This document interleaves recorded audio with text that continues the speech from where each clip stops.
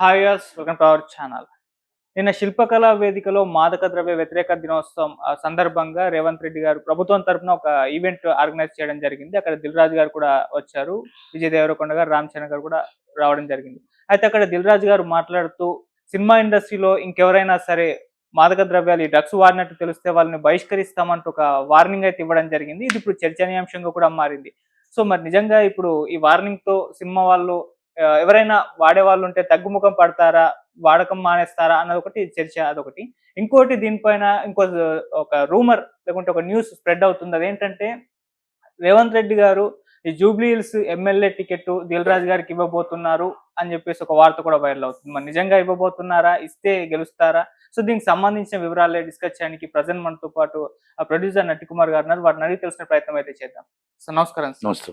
Sir first cinema వాళ్ళకు warning ఇచ్చారు. అంటే సినిమా వాళ్ళు ఎవరైనా డ్రగ్స్ వాడినట్టు తెలిస్తే సినిమా నుంచి బహిష్కరిస్తామని చెప్పేసి. దానికి సంబంధించి మీరేం చెప్తారు? అండ్ ఇంకోటి ఏదైతే Jubilee hills ticket Dil Raju గారికి ఇవ్వబోతున్నారన్నట్టు వార్తలు వస్తున్నాయో ఆ వార్తల్లో నిజం ఉందంటారా? ఒకవేళ మీ సినిమా వాళ్ళకి ఇస్తే గెలుస్తారా సార్? ఇప్పుడు 2 విషయాలున్నాయి. ఒకటి యాంటీ డ్రగ్స్ దినోత్సవంలో నిన్న దిల్ రాజు గారు మాట్లాడిన మాటలు, రామ్ చరణ్ గారు మాట్లాడిన మాటలు, అలాగే మనం విజయ్ దేవరకొండ గారు మాట్లాడిన మాటలు, గవర్నమెంట్కి సపోర్టుగా డ్రగ్స్ అనే మహమ్మారిని తరిమి కొట్టండి, ఈ డ్రగ్స్ అనే మహమ్మారిని ఎంత దాకైనా సరే భూమిలో పాతేయడానికి మేము సిద్ధంగా ఉన్నాం, అంటే మా ఇండస్ట్రీ మేము సపోర్ట్ చేయడానికి సిద్ధంగా ఉన్నాం అని మొత్తం టోటల్గా పిల్లల ప్రాణాలకి చెలగాటు ఆడుతున్న ఈ డ్రగ్స్ని మేము కాపాడటానికి మేము రెడీగా ఉన్నామని చెప్పారు. వెంటనే దిల్ రాజు గారు దానికి ఏం చెప్పారు ఆన్సరు, మేము సపోర్ట్గా ఉంటూ ఇండస్ట్రీ మొత్తం టోటల్గా డ్రగ్స్ అనే దానికి యాంటీగా మేము పబ్లిసిటీ చేయడానికి కానీ, మేము ఏం చేయడానికి కానీ, మా ఆర్టిస్టులు కానీ ఇండస్ట్రీ నుంచి మా తరపు నుంచి మేము ఏ సపోర్ట్ కన్నా మేము ఇస్తాం అంటూ ఆయన ఏమన్నాడంటే, మా ఇండస్ట్రీలోనే ఎవరైనా డ్రగ్స్ అనేది తీసుకొని కానీ సినిమాలోకి వస్తే ఎవరవనేయండి, సినిమా ఇండస్ట్రీ ఎవరైనా ఈ డ్రగ్స్ అనే మహమ్మారి, ఈ మత్తు పదార్థాలు ఎవరైనా వాడినట్లయితే వాళ్ళని మేము బహిష్కరిస్తాం. తప్పేం లేదు దాంట్లో. మరి అంటే వీరు మత్తు మంది తీసుకుంటారని చెప్పాలి. ఇప్పుడు శ్రీరామ్ అని ఒక ఆర్టిస్ట్ ఉన్నాడు, ఆయన మా సినిమాలో కూడా యాక్ట్ చేశాడు. ఆయన డ్రగ్స్ తీసుకుంటే మాకేం తెలుస్తుంది? కనుక అవతలను బహిష్కరిస్తామని చెప్పారు. తప్పు ఏం లేదు. దిల్ రాజు గారి మాటల్లో ఎక్కడ కూడా తప్పులేదు. బహిష్కరించాలి, వాళ్ళని అరెస్ట్ చెయ్యాలి. అన్నీ తెలిసి చేస్తున్నావు కాబట్టి మొత్తం టోటల్గా ఈయన నాన్ అవైలబుల్ వారెంట్ కింద ఇష్యూ చేయాలి. అన్నీ తెలిసి, సమాజం కోసం తెలుసు, మొత్తం టోటల్గా అది భయంకరం అని తెలుసు, హానికరం అని తెలుసు కూడా సినిమా ఇండస్ట్రీలో ఎవరైనా చేస్తే మరి అది చాలా పెద్దగా పరిగణించవలసి వస్తుంది. అందుకే ఆయన సీరియస్గా బహిష్కరిస్తాం. అంటే శాశ్వత బహిష్కారం, అంటే నువ్వు సినిమాలో కానీ బుల్లుతెరలో కానీ ఎక్కడా చేయకుండా నేను శాశ్వతంగా మత్తుకి అలవాటు పడిపోతే అది శాశ్వతంగా నేను బహిష్కరిస్తావు. ఎందుకు బహిష్కరిస్తాము అని అన్నారు అంటే, రేపు ఉదయాన్ని నీ మత్తు మందు వల్ల రేపు ఉదయం అక్కడ హీరోయిన్ కానీ, ఇంకోళ్ళు కానీ, హీరోలు కానీ, లేకపోతే ఎవరైనా ఆ మత్తు మందు తీసుకున్న మైకంలో అక్కడ ఉన్న ఆర్టిస్టులకి ఏమైనా హాని జరిగితే, లేకపోతే నువ్వు తీసుకున్న మత్తు మందుకి ఇంకా 10 మందికి నువ్వు అంటగట్టితే, 10 మంది నువ్వు మొత్తం టోటల్గా శ్రీరామ్ చెప్పినట్టు ఒక దగ్గర 10 లక్షల రూపాయలు అప్పు ఇవ్వాలని వెళ్తే నాకు అంటగట్టారు, నేను ఇంకోళ్ళకి అంటగట్టాను నేను ఎలాగైతే చెప్పాడు, ఇది ఒక మొత్తం టోటల్గా పాకితే ఇండస్ట్రీ నాశనం అయిపోద్ది. కాబట్టి నీలాంటి వారిని ఆదిలోనే తుంచేస్తాం, అంటే తరిమి కొడతాం. శాశ్వత బహిష్కరణ అన్నాడు. అంటే శాశ్వత బహిష్కరణ అంటే నీ పని హక్కుని మేము ఆపట్ల, నీ స్వేచ్ఛను మేము ఆపట్ల. నువ్వు మా మత్తు పదార్థాలకు బానిస అయితే నువ్వు సమాజానికి పనికిరావు, ఒక చీడ పురుగు కాబట్టి నిన్ను తరిమి కొడతామని దిల్ రాజు గారు చెప్పారు. దాంట్లో ఎక్కడ తప్పేం లేదు. అది సమాజానికి పనికొచ్చే మాట, సమాజానికి కావాల్సిన మాట. సమాజానికి రామ్ చరణ్ గారు మాట్లాడినా, విజయ్ దేవరకొండ గారు మాట్లాడినా, గవర్నమెంట్కి సపోర్ట్గా ఒక డ్రగ్స్ అనే మహమ్మారిని తరిమి కొట్టడానికి రామ్ చరణ్ గారు మాట్లాడారు. అంతే కదా. ఆడపిల్లలు ఎంత బాధపడుతున్నారు, పిల్లలు ఎంత బాధపడుతున్నారు, ఎంత కష్టపడుతున్నారు. అలాంటి పబ్లిసిటీ కోసం మేము వస్తున్నాం అని చెప్పి వచ్చినందుకు వాళ్ళకి హ్యాట్స్ ఆఫ్ రామ్ చరణ్ గారికి, విజయ్ దేవరకొండ గారికి.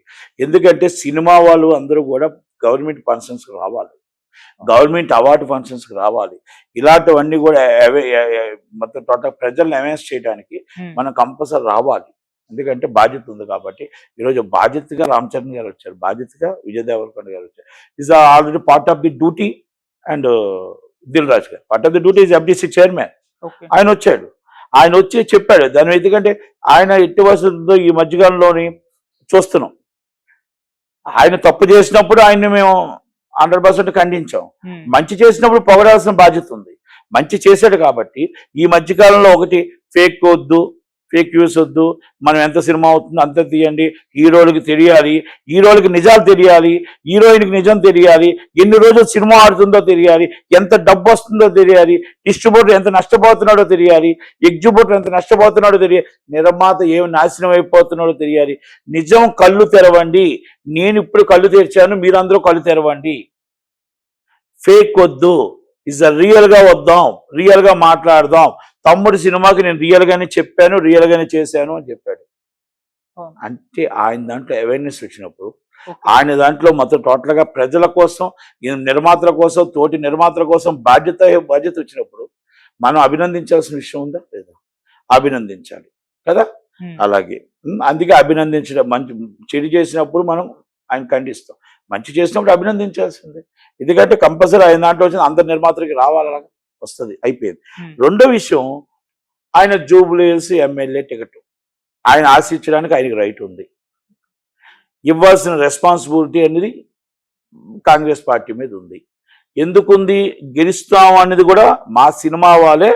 దాదాపు 60,000 మంది మా సినిమా వాళ్ళు ఉన్నారు ఈ నియోజకవర్గంలో. జూబ్లీహిల్స్ నియోజకవర్గంలో 60,000 ఈజ్ పీపుల్. కార్మికులు అవ్వచ్చు, నిర్మాతలు అవ్వచ్చు, ఇంకోళ్ళు అవ్వచ్చు, సో మెనీ పీపుల్. అంటే సినిమా వాళ్ళు 60,000 ఉన్నారు, 60,000 ఎబో ఉన్నారు ఫ్యామిలీస్.